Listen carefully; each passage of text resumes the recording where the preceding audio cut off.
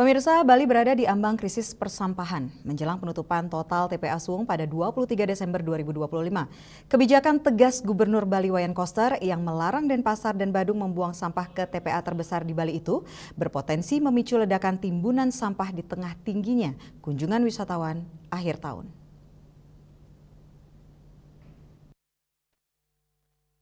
Penutupan ini dilakukan saat sejumlah program pengolahan sampah seperti Waste to Energy dari Danantara belum berjalan optimal. Di sisi lain, lonjakan volume sampah diperkirakan terjadi pada periode Desember hingga Maret yang merupakan puncak musim wisata.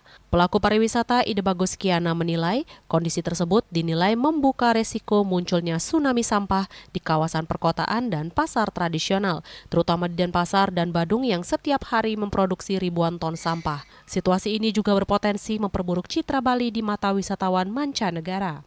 Apalagi sejumlah pemerintah daerah masih kesulitan mengatasi volume sampah harian yang jauh melampaui kapasitas penanganan yang tersedia. Jadi benar dibilang ini, jadi Aceh kedua di bidang sampah.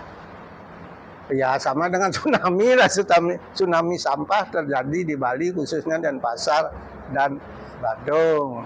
Permasalahannya bulan-bulan ini kan orang tamu-tamu asing maupun lokal itu sedang rame-ramenya di Bali.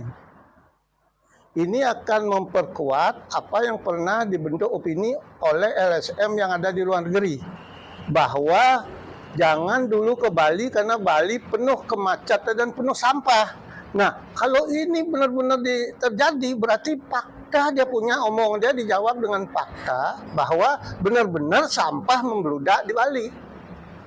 Nah, kita menyadari mungkin Pak Gubernur dengan ada sanksi itu beliau juga berhati-hati. Tapi ingat loh dalam undang-undang tuh. Tapi kalau kepentingan umum yang bisa mengakibatkan permasalahan lebih besar, undang-undang itu bisa dikesampingkan dulu. Jadi harusnya tidak khawatir. Tapi saya yakin kalau ini benar-benar dilaksanakan, yang sudah sebelum berpikir setelah baca di media, waduh gimana sampahnya ini di kota Denpasar, khususnya Badung, yang begitu meludaknya banyak tamu, kan tamu pasti akan berbicara. Kok Bali sekarang seperti ini? Nah ini mohon Pak Gubernur atau yang berwenang tolong dipikirkan dulu.